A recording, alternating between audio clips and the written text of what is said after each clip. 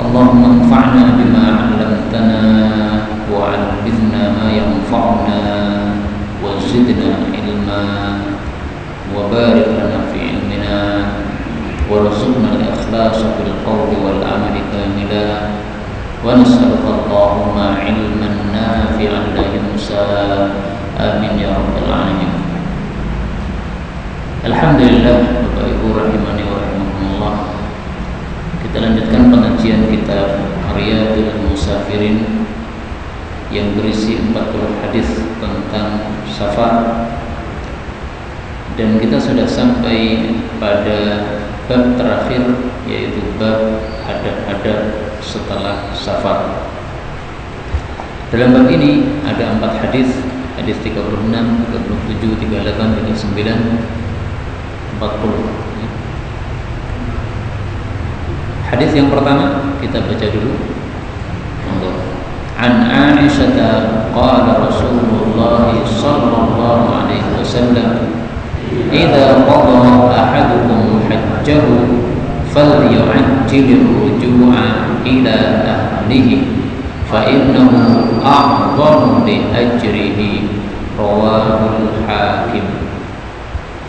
Dari Aisyah, dia mengatakan radhiyallahu anha, bahwasanya Rasulullah sallallahu alaihi wasallam bersabda, apabila qada telah menyelesaikan ahadukum salah satu kalian hajjahu ibadah hajinya, falyu'ajjil maka hendaklah dia menyegerakan ar-ruju'a pulang ila ahlihi kepada keluarganya. Supaya apa? Fa innahu, karena sesungguhnya hal tersebut a'zam, lebih besar, li ajrihi, terhadap pahalanya. Hadis diriwayatkan oleh Al-Imam Al-Hakim. Hadis ini menunjukkan bahwasanya termasuk sunnahnya orang yang sudah selesai safar adalah segera pulang. Kalau segera pulang, pahalanya lebih besar. Kalau tidak segera pulang tapi malah melancong ke sana kemari dulu, maka ini pahalanya jadi berkurang. Dalam hal ini disebutkan oleh Nabi hajjahu, ibadah hajinya, tetapi hukum ini tidak hanya pada ibadah haji saja. Apapun safar, kalau kita sudah selesai, hendaklah kita segera pulang. Kenapa? Karena safar itu meninggalkan keluarga menyebabkan mereka itu menunggu-nunggu gitu. Nah, maka kalau sudah selesai segera pulang supaya menyenangkan, supaya melonggarkan, supaya menenangkan hatinya keluarga. Karena kalau sudah pulang mengetahui kondisi kita selamat, aman, nyaman, nah, mereka tidak ada rasa was-was lagi. Kemudian kita ambil beberapa faedah dari hadis ini. Faedah yang pertama, dalam hadis ini disebutkan oleh Nabi hajjahu, hajinya. Tapi sudah saya sampaikan tadi, hukum ini tidak hanya khusus untuk ibadah haji, tapi untuk safar apapun juga. Masalah seperti ini biasanya disebut oleh para ulama dengan istilah kharaja makhrajal ghalib. Kharaja, munculnya suatu kata-kata itu adalah makhrajal ghalib, sesuai dengan kondisi biasanya. Jadi muncul kata-kata hajjahu ini biasanya karena orang safar itu untuk berhaji. Orang meninggalkan kota Madinah, keluar Madinah. Biasanya apa? Biasanya haji. Ini. Nah, maka Nabi sebutkan sesuai kebiasaan. Orang biasanya keluar untuk apa? Nah, maka kata-kata yang keluarnya karena sesuai kebiasaan itu tidak membatasi hukum, sehingga meskipun itu safarnya bukan haji, tetap hadis ini atau sunnah ini tetap berlaku. Contoh dalam Al-Quran, kharaja makhrajal ghalib. Misalnya kalam Allah Subhanahu wa taala ketika bicara tentang riba. La ta'kulur riba adha'afan mudha'afah. Surat Ali Imran ayat 130. La ta'kulu, jangan memakan riba, harta riba, adha'afan, yang berlipat ganda, mudha'afah, yang dilipat-lipat gandakan. 1 juta menjadi 1.100.000, ini berlipat. Kalau 1 bulan tidak bisa bayar, mundur lagi 1 bulan, maka menjadi 1.200.000. Ini dilipat-lipat gandakan. Nah, seperti ini nggak boleh. Nah, bagaimana kalau ribanya tidak seperti itu? 1 bulan tidak bisa bayar, nambah lagi 1 bulan tetap 1.100.000. Nah, mundur lagi 1 bulan tetap 1.100.000. Sama aja, tetap nggak boleh. Maka kata-kata ad'afa mudha'afah yang dilipat gandakan, yang berlipat-lipat ganda, ini hanyalah kharaja makhrajal ghalib. Karena itu riba apapun haram. La ta'kulur riba, jangan makan riba, titik, haram. Okay? Adapun ad'afa mudha'afah ini hanyalah kharaja makhrajal ghalib. Kembali ke hadis tadi, idza qada ahadukum hajjahu, kalau seseorang sudah selesai haji, ini tidak hanya hukumnya untuk haji saja, tapi dalam semua safar, apakah umrah ataukah perang ataukah apapun, selesai safarnya segera pulang kepada keluarganya. Faedah yang kedua, fal yu'ajjil, hendaklah dia menyegerakan. Yang dimaksud menyegerakan di sini adalah bercepat-cepat untuk pulang, tetapi pas pada waktunya, setelah tiba waktunya. Maka yang dimaksud bersegera di sini bukanlah tergesa-gesa yang tercela. Ada hadis kan yang melarang kita untuk tergesa-gesa, karena tergesa-gesa itu kan dari syaitan. Al-ajalatu minasyaitan. Tergesa-gesa itu munculnya adalah dari syaitan. Wal anatu minallah, atau at-ta'anni, perlahan-lahan, itu dari Allah. Wal ajalatu, adapun tergesa-gesa itu minasyaitan, dari setan. Ini hadis riwayat Baihaqi dalam Syu'abul Iman, derajatnya hasan. Nah, al-ajalah, tergesa-gesa yang tercela dalam hadis ini yang disebut dari setan, ini bukanlah yang dimaksud pada fal yu'ajjil, ini bukan. Lah terus bedanya apa? Tergesa-gesa yang tercela yang munculnya dari setan dengan bercepat-cepat yang disuruhkan oleh Nabi. Bedanya, kalau tergesa-gesa itu melakukan sesuatu sebelum waktunya, itu namanya tergesa-gesa. Misalnya makanan masih sangat panas, kalau kita makan lidah kita akan terbakar, kita nekat makan, itu namanya tergesa-gesa. Tunggu dulu sampai agak dingin, sudah tidak begitu menguap panasnya itu, sehingga bisa kita makan, baru kita makan. Tetapi yang dimaksud yu'ajil, bercepat-cepat, ini adalah sudah waktunya. Jadi bercepat-cepat yang tidak tercela adalah kalau memang sudah pada waktunya atau pada tempatnya. Yang tercela adalah kalau belum waktunya atau bukan pada tempatnya. Kemudian faedah berikutnya, dalam hadis ini disebutkan ila ahlihi, kepada keluarganya. Kata-kata ahlun dalam bahasa Arab mempunyai 2 makna. Makna yang pertama, makna yang longgar, makna yang luas, yaitu keluarga. Kalau di sini tidak diterjemahkan ya, hendaklah segera pulang, gitu aja. Karena memang seperti yang saya sampaikan dulu, terjemah ini adalah terjemah bebas, tidak menerjemahkan perkata dari hadis-hadis yang ada di sini. Maka silahkan ditambah sendiri, hendaklah segera pulang kepada keluarganya. Ini makna yang pertama ya, makna luas. Makna yang kedua, al-ahlu itu juga bisa diartikan istri. Nah, kapan al-ahlu diartikan istri, kapan al-ahlu diartikan keluarga yang mencakup anak-anak, disesuaikan kondisi kalimatnya. Nah, di sini kondisi kalimatnya lebih cocok kalau diartikan ahlun adalah keluarga, karena dia safar meninggalkan semua keluarganya. Nah, maka segera pulang kepada keluarganya. Maka terjemahkan sesuai dengan kondisi kalimatnya. Itu cara menerjemahkan kata-kata yang memiliki 2 makna yang berbeda. Pilih mana yang lebih tepat untuk kondisi kalimatnya. Contoh yang lain di dalam Al-Quran, Allah Subhanahu wa ta'ala menyebutkan tentang Fir'aun, bahwasanya Fir'aun nanti akan dimasukkan oleh Allah di dalam siksaan yang paling dahsyat. Pada surat Ghafir atau surat Al-Mu'min ayat 46. Wa yauma taqumus sa'ah, dan besok pada hari tegaknya kiamat Allah berkata kepada para malaikat, adkhilu, masukkanlah wahai para malaikat, ala fir'auna asyaddal adab. Nah, kata-kata al dalam bahasa Arab ini ada dua makna, makna luas dan makna sempit, sama dengan tadi ya. Kalau tadi makna luasnya keluarga, makna sempitnya istri. Nah, kalau di sini makna luasnya adalah pengikut, makna sempitnya adalah keluarga. Nah, yang dimaksud di sini siapa ini? Masukkanlah keluarga Fir'aun atau masukkanlah para pengikut-pengikut Fir'aun. Nah, di sini lebih cocok diartikan para pengikut.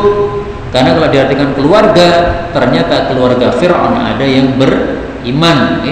Nah, sehingga tidak cocok kalau diartikan keluarga, karena di sini yang berhak dimasukkan ke dalam neraka adalah orang-orang kafir. Sehingga maksudnya di sini adalah Fir'aun dan para pengikut-pengikutnya. Maka menerjemahkan Quran atau hadis itu juga ada metodenya ya, ada caranya bagaimana supaya tidak salah. Faedah berikutnya, di sini Rasulullah SAW menyebutkan ilat atau sebab kenapa kita disuruh segera pulang. Ilatnya apa? Sebabnya apa? Beliau mengatakan sebabnya adalah fa innahu a'dhamu li ajrih, supaya pahalanya lebih besar. Dari sini kita ambil dua pelajaran. Pelajaran pertama, Rasulullah seringkali menyampaikan satu perintah atau satu larangan disertai dengan ilat atau sebabnya. Ini tujuannya supaya orang lebih semangat melakukan. Kita disuruh sesuatu tapi nggak paham maksudnya apa, nah tidak semangat. Tapi kalau paham maksudnya, oh ya, saya disuruh begini karena manfaatnya begini, jadi semangat. Dokter misalnya memberikan obat, diam aja. Nah, jadi kurang semangat gitu. Tapi kalau dijelaskan, ini fungsinya obat untuk begini, ini fungsinya untuk begini, nah, jadi semangat kita minumnya. Karena kita punya penyakit-penyakit ini, nah, kita teringat keterangan dokter ini obatnya fungsinya untuk ini, maka semangat untuk minumnya supaya penyakit itu segera lenyap dengan izin Allah Subhanahu wa Ta'ala. Pelajaran yang kedua dari sini, bahwasanya Rasul Shallallahu Alaihi Wasallam mengajarkan kepada kita bagaimana mengamalkan sesuatu dengan mendapatkan pahala yang besar. Sama-sama safar, jangan sampai pahalanya kecil. Sama-sama orang safar, tapi kalau tahu aturan safar itu dia bisa pahalanya besar. Bagaimana supaya pahalanya besar? Selesai safar langsung pulang, segera pulang. Nah, itu berarti membesarkan pahala. Sama-sama sholat 2 rakaat, bagaimana supaya pahalanya besar? Baca surat Al-Ikhlas, baca surat Az-Zilzal. Kenapa? Rasul Shallallahu Alaihi Wasallam bersabda bahwasanya Az-Zilzal itu adalah sebanding dengan separuh Al-Quran. Idza zulzilat, surat Az-Zilzal ta'dilu nisfal Quran, sebanding dengan separuh Al-Quran. Kemudian qul huwallahu ahad, surat Al-Ikhlas ta'dilu thulutsal Quran, itu sebanding dengan sepertiga Al-Quran. Qul ya ayyuhal kafirun, itu sebanding dengan rubu Al-Quran, seperempat Al-Quran. Nah, makanya Rasul Shallallahu Alaihi Wasallam salat membaca Al-Kafirun dan Al-Ikhlas itu sampai 4 salat. Sebelum subuh membaca ini, setelah maghrib membaca ini,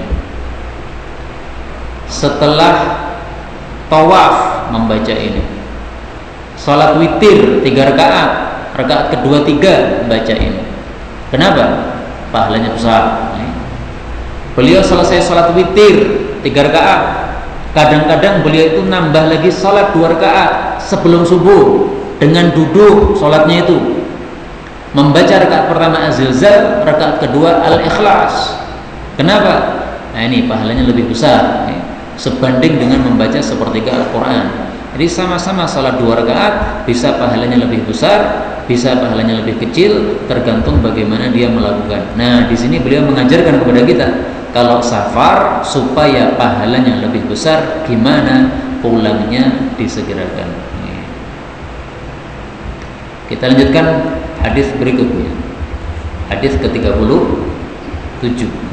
Monggo. An Jabirin qala lamma qadima an-nabiy sallallahu alaihi wasallam al-Madinah nahara jazuran aw baqaratan, rawahu Abu Dawud. Dari Jabir radhiyallahu anhu, dia mengatakan, lama ketika qadima datang an-Nabiy sallallahu alaihi wasallam al-Madinah, ke kota Madinah, tempat tinggal beliau, nahara, beliau menyembelih jazuran, seekor unta, au baqaratan, atau seekor sapi. Hadis diriwayatkan oleh Abu Dawud. Hadis ini menunjukkan disunnahkannya seseorang setelah selesai dari safar, pulang dari safar, kemudian datang ke rumahnya, maka dia membuat walimah. Apa itu walimah? Makan-makan. Walimah itu artinya apa? Makan-makan. Ada walimah nikah, ada walimah akad, ada walimah safar, ada walimah khitan. Ya, maksudnya makan-makan khitan, makan-makan safar, makan-makan akad nikah, makan-makan walimatul urs, ya, macam-macam. Ya. Nah, salah satu walimah yang disunahkan itu adalah ini, walimah safar. Walimah safar kapan dilakukan? Bukan sebelum safar. Rata-rata orang apa? Sebelum safar. Ya. Mau berangkat ke ibadah haji, bikin makanan, dibagikan kepada tetangga-tetangganya, walimah safar katanya. Nah, kalau pengen walimah safarnya sesuai sunnah Nabi SAW, itu bukan sebelum safar, tetapi setelah safar. Jadi silahkan kalau antum haji, pulang dari haji, bagi-bagi kepada tetangga-tetangga, nggak ada masalah. Walimah safar itu namanya, sunnah Rasulullah SAW. Kalau Nabi memang menyembelih, nah tetapi menyembelih ini bukan inti. Yang inti apa? Makan-makan. Nah, maka kita bagi-bagi makanan kepada tetangga setelah kita pulang dari safar haji atau dari safar umrah, itu termasuk satu sunnah Rasulullah SAW. Dan ini kalau disebut tasyakuran, ini kurang pas. Kenapa? Istilah syukur itu kalau teori Nabi SAW itu adalah dengan melakukan ibadah badaniyah, bukan dengan makan-makan. Mari kita lihat istilah syukur yang dipakai oleh Nabi SAW.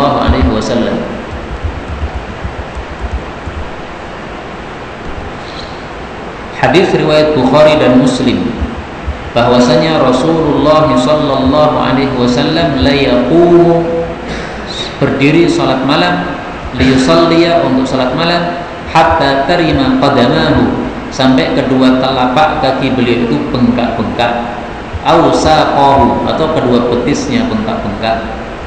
Fayuqalu lahu, dikatakan kepada beliau, kenapa engkau dahsyat-dahsyat salat malamnya? Bukankah sudah diampuni oleh Allah dosa-dosa engkau? Maka beliau mengatakan, afala akunu abdan syakura, apakah tidak seharusnya saya menjadi seorang hamba yang selalu bersyukur? Jadi justru karena sudah diampuni semua dosanya oleh Allah, maka Nabi perlu bersyukur. Syukurnya gimana? Bikin makan-makan? Enggak. Syukurnya dengan cara apa? Melakukan ibadah sholat malam sampai bengkak-bengkak kakinya. Maka istilah tasyakuran untuk makan-makan ini saya terus terang kurang cocok. Kenapa? Mengubah makna syukur dari yang dipakai oleh Nabi SAW. Pakai istilahnya para ulama aja lah. Para ulama tidak menyebutnya tasyakuran, tidak, tapi mereka menyebutnya walimah safar, bukan tasyakuran, bukan. Karena istilah syukur itu menurut bahasa Nabi SAW itu adalah dengan mengamalkan amalan-amalan yang diperintahkan oleh Allah sebagai bentuk syukur kita terhadap nikmat Allah, bukan untuk makan-makan. Kemudian kita ambil beberapa faedah dari hadis ini. Faedah yang pertama, faedah sanad. Rawi hadis ini adalah Jabir, dan sudah sering disampaikan Jabir di antara sahabat Nabi ada beberapa orang Kalau tidak disebutkan bin siapa, itu pastilah Jabir bin Abdillah. Biografis beliau bisa kita lihat di sini.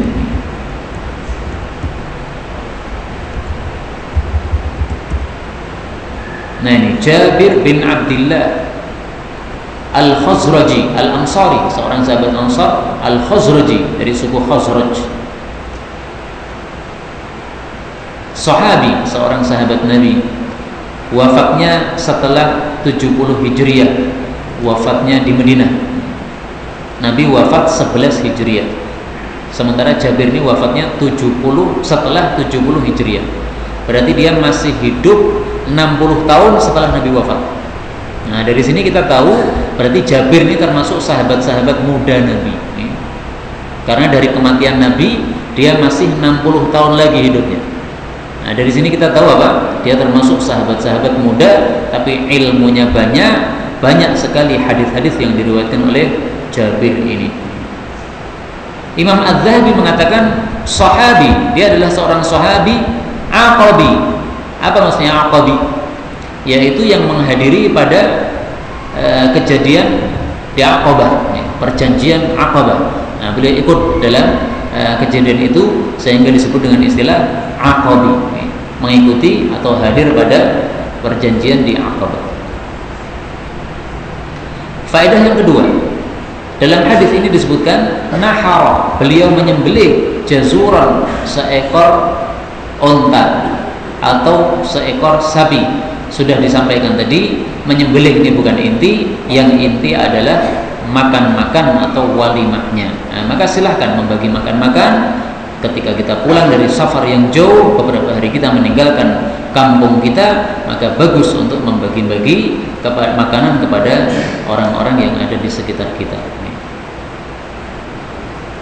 Faedah yang ketiga, faedah ini tidak berkaitan dengan masalah safar, tetapi masalah menyembelih unta. Saya temukan satu riwayat di dalam kitab Tafsirul Qurtubi bahwasanya Sayyidina Umar radhiyallahu taala anhu ketika dia sudah selesai mempelajari surat Al-Baqarah, dia bergembira, dia senang, maka dia sembelih untanya untuk dibagikan kepada masyarakat. Nah, kita lihat di sini riwayatnya diriwayatkan oleh Al-Imam Al-Qurtubi. Ani bin Umar qala, dari Ibnu Umar dia mengatakan, ta'allama, telah mempelajari Umar bin Khattab Al-Baqarah, surat Al-Baqarah fi 12 sanah, dalam masa 12 tahun. Jadi satu surat Al-Baqarah dipelajari oleh Sayyidina Umar 12 tahun. Ini berarti mempelajarinya sangat detail ya. Bacaannya dipelajari, dihafalkan, tafsirnya, kemudian istimbatnya. Nah, sehingga masanya sampai 12 tahun. Sehingga belajar itu memang tidak harus cepat-cepat, yang penting paham. Tidak harus 3 tahun, 6 tahun, SMP atau Tsanawi tidak harus 3 tahun, aliyah tidak harus 3 tahun. Seandainya kita buat pesantren, Tsanawinya 4 tahun, ya gak ada masalah. Buat pesantren aliyahnya 4 tahun, gak ada masalah. Karena yang penting itu pahamnya. Nah, ini kalau Sayyidina Umar Baqarah saja 12 tahun. Nah, kalau dibagi ini Tsanawi aliyah kan 4 tahun. Nah, maka nggak ada masalah. Kita buat pesantren nggak harus terikat kepada adat. Adat mengatakan Tsanawi 3 tahun, itu kan adat. Tidak ada dalilnya. Sehingga Tsanawi 5 tahun nggak ada masalah. Tsanawi 4 tahun nggak ada masalah. Yang penting lulus tuh betul-betul paham.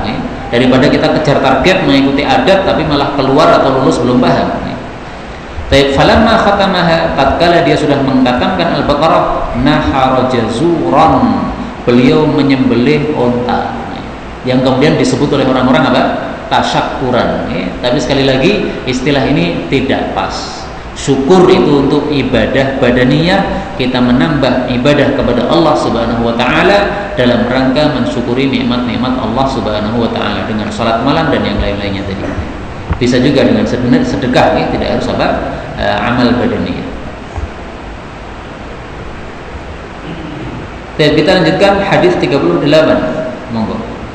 Ruwiya an Abi Tha'labah qala kana sallallahu alaihi wasallam idza qadima min safarin bada'a bil masjid fa shalla fihi rak'atain thumma yuthanni bi Fatimah thumma ya'ti azwajah rawahu Tabarani wa fihi Yazid ibn Sufyan Abu Farwah muqaribul hadith ma'a dha'fin was-salatu fil masjidi indal qudumi rawahul Bukhari fi nahwi 20 mawdi'an. Ruwiya diriwayatkan, berarti hadis ini dhaif, dari Abu Tha'labah Al-Khushani, dia berkata, karena adalah kebiasaan Nabi sallallahu alaihi wasallam idza qadima, apabila datang, min safar, dari satu safar, bada'a, beliau memulai bil masjid, masuk Masjid Nabawi. Untuk apa? Fa shalla fihi, lalu beliau salat di dalamnya rak'atain, 2 rakaat. Setelah itu thumma, kemudian yuthanni, beliau mendatangi. Yuthanni itu sebenarnya menomor duakan. Jadi setelah yang pertama masjid, nomor 2 adalah bi Fatimah, memulai dengan memasuki rumahnya Fatimah. Thumma, kemudian ya'ti azwajahu, mendatangi rumah-rumah istri-istri beliau. Hadis diriwayatkan oleh Tabarani, tetapi di dalam sanadnya ada rawi bernama Yazid bin Sufyan Abu Farwah. Dia adalah seorang rawi yang muqaribul hadis. Ini termasuk orang-orang yang hadisnya bagus, tetapi ma'a dha'fin, tapi ada sedikit kelemahan di dalamnya. Berarti dia seorang rawi yang dhaif meskipun hadisnya sebenarnya bagus. Wassalatu, tetapi salat fil masjid, di masjid, indal qudum, ketika datang dari safar, itu diriwayatkan oleh Bukhari fi nahwi 20 mawdi'an, pada sekitar 20 tempat di dalam kitab Sahih Bukhari. Jadi kesimpulannya, hadis ini kalimat pertamanya sahih. Kalimat pertamanya apa? Ya ini, kana sallallahu alaihi wasallam idza qadima min safarin bada'a bil masjid fa shalla fihi rak'atain. Sampai di sini sahih. Yang dhaif adalah thumma yuthanni bi Fatimah thumma ya'ti azwajah. Ini yang dhaif. Nah, maka kita ambil pelajaran yang di sini aja. Bahwasanya Nabi sallallahu alaihi wasallam kalau safar maka pulang tidak langsung masuk rumah, tetapi langsung masuk Masjid Nabawi. Untuk apa? Salat sunnah 2 rakaat. Setelah salat sunnah 2 rakaat, apa yang beliau lakukan? Beliau duduk dulu. Kenapa duduk dulu? Karena biasanya sahabat-sahabat beliau menjumpai beliau, karena sudah lama pisah sama beliau, sudah rindu sama beliau, sehingga begitu mereka mengetahui Nabi pulang, mereka sudah berbondong-bondong menunggu kedatangan Nabi SAW. Nah, maka di sini kalau Nabi itu ada fungsinya, datang ke masjid, sholat 2 rakaat, duduk dulu, ada fungsinya. Lah untuk kita kan nggak ada yang menunggu, Pak. Meskipun begitu, tetap sunnah safar ini tetap berlaku. Meskipun nggak ada orang menunggu kita, tapi tetap disunnahkan kalau pulang dari safar, mampir dulu pertama kali di masjid kita. Misalnya nanti ada yang umroh, nah, silahkan nanti pulang dari umroh, udah kangen sama keluarganya, tapi mampirnya di masjid dulu. Masjid mana? Masjid paling dekat dengan rumah antum, yang antum biasanya sholat di situ. Kalau orang Pengkok sini yang biasanya masjidnya di Darussalam sini, sholat sini, mampirnya di sini. Baru setelah itu kemudian pulang ke rumahnya. Itu sunnah Nabi SAW. Meskipun sekali lagi tidak ada yang menunggu kita di masjid itu, nggak ada orang menemui kita, karena kita orang biasa, nggak ada masalah. Ini sunnah, tetap sunnah. Sunnah bagi siapapun yang safar, mulai di masjid dulu. Dan karena itu kita ambil pelajaran dari hadis ini, bahwasanya ada rak'atain, 2 rakaat yang merupakan salat sunnah pulang dari safar. Dilakukan di mana? Di masjid dekat rumah kita. Ada lagi sunnah yang berikutnya yang tidak dimasukkan dalam buku ini, atau mungkin sudah dimasukkan tapi di awal-awal dulu. Rasul sallallahu alaihi wasallam bersabda, "Idza dakhalta manzilaka," apabila kamu masuk ke rumahmu, "fashalli rak'atain," maka salatlah 2 rakaat. "Tamna'anika," niscaya kedua rakaat itu akan mencegah engkau madkhalas su', dari masuk yang buruk. hadis riwayat Bazzar sahih.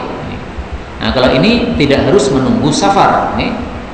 Ini tidak hanya safar kalau yang ini. Ini keluar ke kantor pun, pulang dari kantor, masuk rumah, sholat 2 rakaat. Pulang dari pengajian seperti ini, baik sebagai penceramah seperti saya atau pendengar seperti antum, sama juga. Masuk rumah disunahkan melakukan salat 2 rakaat. Nah, maka kalau sunnah ini mau kita gabungkan dengan sunnah yang hadis nomor 38 ini, berarti kita sholatnya 2 kali. Di masjid salat 2 rakaat, kemudian nanti masuk rumah salat 2 rakaat. Tidak harus langsung, Pak. Jadi ketemu dulu sama keluarga, makan-makan dulu, ngobrol-ngobrol sedikit karena sudah lama tidak ketemu. Nah, baru kemudian salat 2 rakaat. Boleh, tidak harus langsung salat dulu, enggak harus.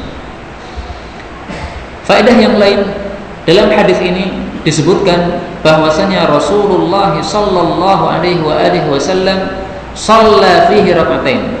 Beliau melakukan salat di dalam masjid 2 rakaat sebelum masuk rumah. Ini berarti sunnah fi'liyah, sunnah perbuatan. Rasulullah melakukan. Nah, pertanyaannya, apakah Nabi juga menyuruhkan? Karena tadi saya katakan Nabi sholat 2 rakaat di masjid, menunggu orang banyak, karena memang banyak yang pengen berjumpa dengan Nabi.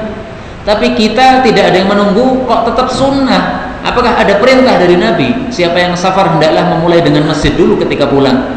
Ada perintah dari Nabi SAW. Ada hadis qauliyahnya. Mari kita lihat riwayat hadis qauliyahnya, yaitu perintah Nabi bahwasanya kita kalau pulang dari safar mulai dengan di masjid dulu.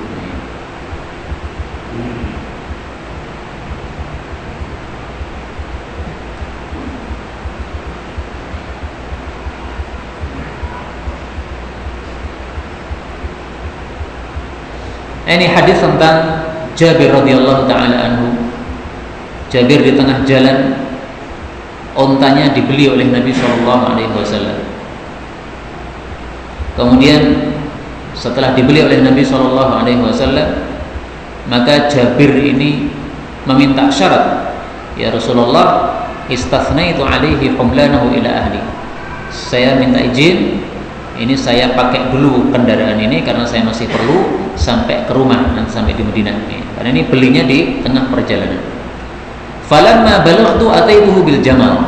Maka tatkala saya sudah sampai ke Madinah, saya datang kepada Nabi membawa unta. Fanaqadani thamanah. Lalu Nabi membayar kepada saya harga unta tersebut. Nah, ini diriwayatkan oleh Bukhari dan Muslim. Dalam riwayat yang lebih lengkap disebutkan bahwasanya Nabi ketika didatangi Jabir dengan unta tadi, Nabi bertanya, "Kamu tadi sudah sholat belum?" "Belum ya Rasulullah." "Nah, sekarang kamu sholat dulu di Masjid Nabawi." Maka disuruh untuk masuk masjid dulu, baru kemudian nanti pulang ke rumah. Nah, maka dia akhirnya sholat dulu 2 rakaat, kemudian menyerahkan untanya kepada Nabi, dibayar oleh Nabi SAW, baru dia pulang ke rumahnya. Tapi sebelum sampai rumah, thumma raja'tu, sebelum sampai rumah, fa arsala fi athari, Nabi sudah mengirim orang di belakang saya. Faqala aturani ma kastuka li akhudha jamalak, khudh jamalaka, ambillah untamu. Untanya dikembalikan lagi kepada Nabi SAW. Wa darahimaka fahwalak, bayarannya tadi juga tidak diambil lagi oleh Nabi SAW. Jadi Nabi memang pengennya memberi hadiah, ya, tapi dengan cara pura-pura mau membeli dulu. Ini barangmu berapa harganya? Saya belinya. Unta berapa? 10 juta. Oke, 10 juta. Bayar 10 juta. Habis itu untanya kembalikan lagi. Sambil senyum, ya, kira-kira begitu. Ya. Sambil senyum mengatakan, ya ini hadiah untuk kamu. Untamu tadi nggak saya beli, ya. Saya pengen masih hadiah saja 10 juta. Maka untanya dikembalikan kepada Jabir. Baik, ini adalah sunnah qauliyah, tapi sayangnya saya lupa kata kuncinya apa. Bagaimana sabda Nabi SAW? Beliau terang-terangan menyuruh kepada Jabir untuk sholat 2 rakaat sebelum masuk rumahnya tadi. Ya, maka sholat sunnah 2 rakaat setelah safar di masjid yang kita biasa sholat di situ, itu adalah sunnah qauliyah dan sunnah fi'liyah, dilakukan Nabi dan juga diperintahkan oleh Nabi SAW.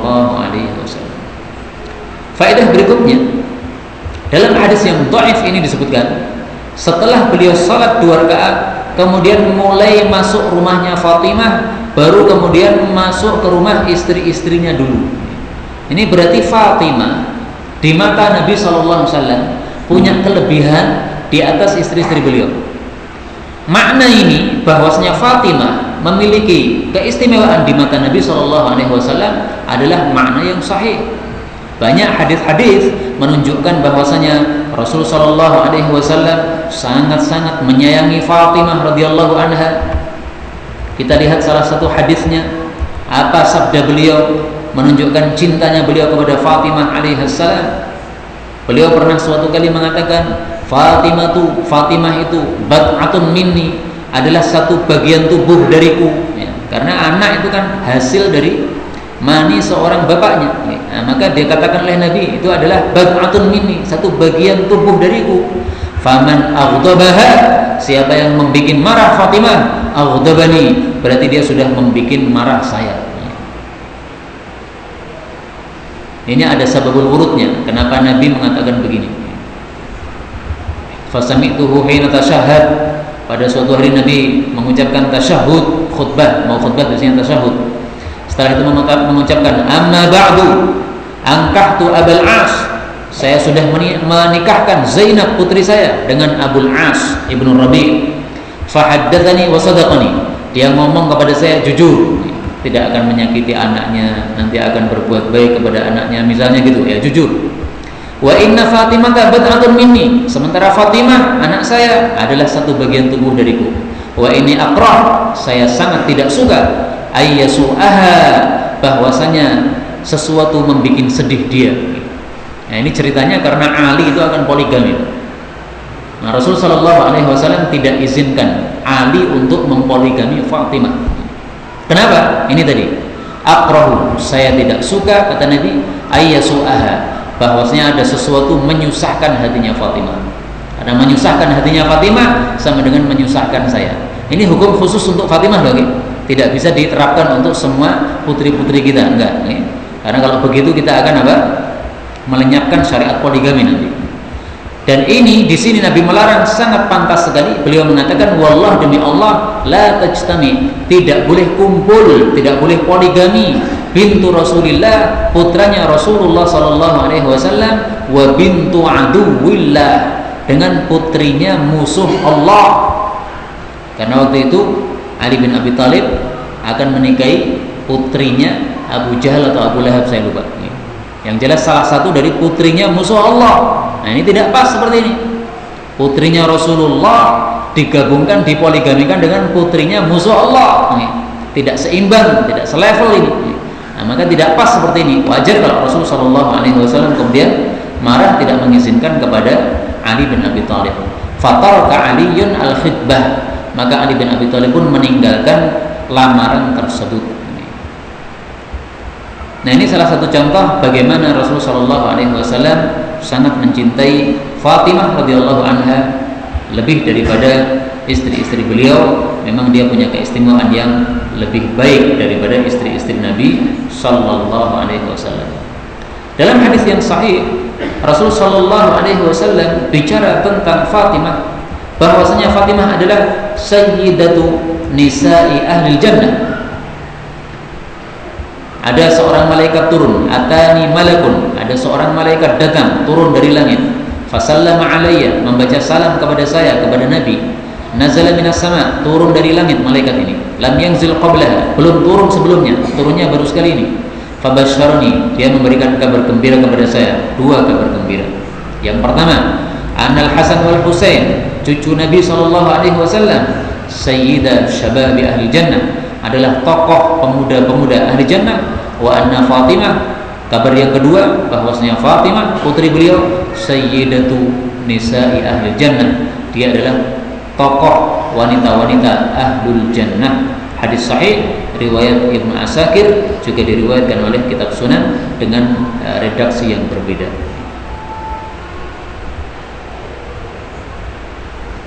Hadis 39, mari kita baca. An Abdullah bin Ja'far qala kana sallallahu alaihi wasallam idza qadima min safarin tulqiya bi sibyani ahli baitihi, rawahu Muslim. dari Abdullah bin Ja'far. Ini kalau mau mendoakan radhiyallahu anhuma, karena Abdullah sahabat Nabi dan Ja'far juga sahabat Nabi sallallahu alaihi wasallam. Qala, Abdullah mengatakan, karena adalah kebiasaan Nabi sallallahu alaihi wasallam, idza qadima, apabila datang, min safarin, dari satu safar, tuluqiya, dipertemukan, bisibyani, dengan anak-anak kecil, ahli baitihi, dari keluarga ahlul bait Nabi sallallahu alaihi wasallam. Hadis riwayat Muslim.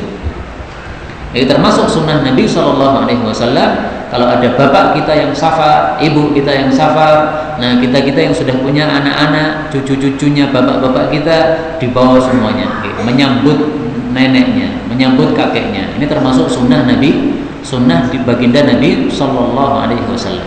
Menghormati yang tua dengan cara tadi, anak-anaknya dibawa semuanya, seolah-olah mereka sangat rindu dengan kakeknya ini. Nah, maka ditampakkan kesenangan mereka dengan kakeknya ini. Ini termasuk satu sunnah Rasul, dan ini tampaknya sudah ada pada kita, sudah menjadi adat di tengah-tengah kita. Nah, sehingga ini masalah yang tidak perlu banyak komentar padanya. Hadis terakhir penutup, silakan dibaca. An Jabirin qala Rasulullah sallallahu alaihi wasallam, inna ahsana ma dakhala ar-rajulu ala ahlihi idza qadima min safarin awwalal laili, rawahu Abu Dawud. Dari Jabir bin Abdullah, Rasulullah sallallahu alaihi wasallam bersabda, inna, sesungguhnya, ahsana, paling bagusnya, ma, apa-apa yang dakhala ar-rajul, seseorang itu masuk, ala ahlihi, kepada keluarganya, idza qadima, apabila dia datang, min safarin, dari satu safar, adalah awwalal lail, di awal malam. Hadis diriwayatkan oleh Abu Dawud. Maksud hadisnya adalah, kalau seseorang pulang dari safar, maka paling bagus waktu untuk mengumpuli istrinya setelah lama tidak ketemu ini adalah di awal malam. Awal malam itu ya berarti ba'da isya, setelah anak-anaknya tidur, nah, maka kemudian melakukan hubungan. Jadi yang dimaksud dakhala di sini, masuk, ini bukan masuk rumah. Kalau masuk rumah, malah sunnahnya Nabi itu kalau enggak pagi ya sore. Tapi kalau malam-malam hari, tengah-tengah malam hari, ini menyebabkan pada sibuk mereka. Mereka masih tidur, kita tengah malam datang, ini akan merepotkan banyak orang. Maka beliau biasanya datangnya itu kalau enggak pagi ya sore. Maka dakhala di sini bukan masuk rumah, tapi memasuki alias mengumpuli istri. Nah, maka ahlihi di sini ini diartikan dengan terjemah sempit, yaitu apa? Istri. Maka dakhala kalau dimaknai, disambungkan dengan ahlihi, istri, nah itu maknanya berubah menjadi mendatangi atau mengumpuli. Para ulama menjelaskan, kenapa paling bagusnya mengumpuli istri setelah safar adalah awalul lail, di awal malam. Kenapa? Mereka mengatakan supaya tidurnya bisa nyenyak. Karena kalau ditunda-tunda, nah, maka tidurnya nggak bisa nyenyak. Karena udah lama nggak ketemu. Tapi kalau sudah dipuaskan dulu hasratnya, selesai, nah, baru kemudian bisa tidur pulas tangan. Nah, maka di sini berarti menunjukkan bahwa Islam itu juga sangat memperhatikan tentang masalah seperti ini. Masalah ketenangan jiwa, masalah ketenteraman jiwa, masalah kenikmatan batin kita diperhatikan juga oleh Islam. Jadi tidak melulu masalah-masalah hukum halal haram, tidak, tapi masalah ketenangan jiwa, bagaimana supaya orang hidupnya nyaman, supaya hatinya tentram, bagaimana suami istri harus bersikap. Ini diatur juga, diajarkan juga oleh Sayyidina Rasulullah sallallahu alaihi wasallam. Dan untuk kita yang sudah membaca hadis ini, kalau kita melakukan ini dengan niatan mengikuti sunnah Rasul sallallahu alaihi wasallam, maka di sini ada nilai plusnya, yaitu ada pahalanya. Kalau kita melakukan ini tanpa ada niatan mengikuti sunnah Nabi, hanya karena adat saja atau kebiasaannya, biasanya sudah begitu, nah itu berarti nggak ada nilai pahalanya. Kenapa? Melakukan sesuatu sesuai adat, niatnya niat adat, nggak ada niat apa-apa. Tapi kalau kita sudah baca hadis ini, kita tahu, oh ternyata ada sunnahnya begitu. Nah, maka kita sengaja suatu saat kalau pulang dari safar, pulang sore hari, nah, kumpulnya nanti ketika awal malam disesuaikan dengan sunnah Nabi SAW ini ada nilai pahalanya dari Allah Subhanahu wa Ta'ala. Karena itu kembali kepada masalah yang pertama, marilah kalau bisa kita melakukan suatu amalan, bagaimana caranya supaya a'zam li ajrihi, supaya pahala kita menjadi besar bagaimana? Nah, salah satu caranya adalah niatnya mengikuti sunnah Nabi, ada pahalanya. Setiap malam kita menutup pintu rumah kita, dikancing, niatkan ini melakukan perintah Nabi. Nabi suruh kita ngancing kunci rumah pintu rumah kita. Meskipun mungkin gang kita aman, gang buntu aman, nggak ada maling masuk insya Allah, tapi karena Nabi suruh kancing atau suruh tutup, ya kita kancing juga. Meskipun itu kancingnya ada dua, ya kita kancing semuanya. Regolnya dikancing karena Nabi suruh kan, pintu dalam, pintu kayu dikancing juga. Nah, itu pahalanya insya Allah dua itu. Karena ini perintah Nabi untuk kunci, regol dikunci juga perintah Nabi, karena regol itu juga pintu. Kemudian pintu dalam rumah yaitu pintu kayu kita dikunci juga. Nah, insya Allah pahalanya dua kalau memang diniatkan dengan mengikuti sunnah baginda Rasulullah SAW. Inilah yang dapat kita pelajari pada sore hari ini. Alhamdulillah sudah selesai kita mempelajari 40 hadis di dalam kitab Riyadhul Musafirin. Mudah-mudahan kita bisa mengamalkan seluruh hadis-hadis yang sudah kita pelajari, diberi taufik oleh Allah Subhanahu wa Ta'ala untuk mengamalkan sunnah-sunnah Rasulullah sallallahu alaihi wa alihi wasallam. Wallahu a'lam bishawab. Walhamdulillahi rabbil alamin. Sudah 45 menit saya bicara, sisa waktu bisa untuk tanya jawab.